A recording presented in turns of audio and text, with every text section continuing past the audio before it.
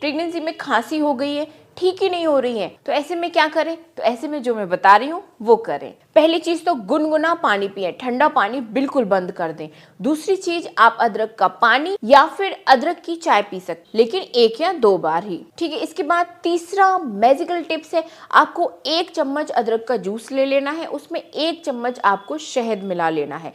इसको आपको दिन भर में 4 से 5 बार तक चाटना है। ऐसे थोड़ा सा स्पून में लेके आपको जस्ट अपनी टंग पर, इस तरीके से क्या होगा कि आपको खांसी में बहुत ज्यादा आराम मिलेगा।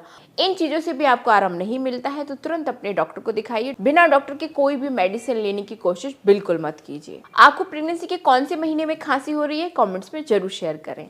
Thank you so much.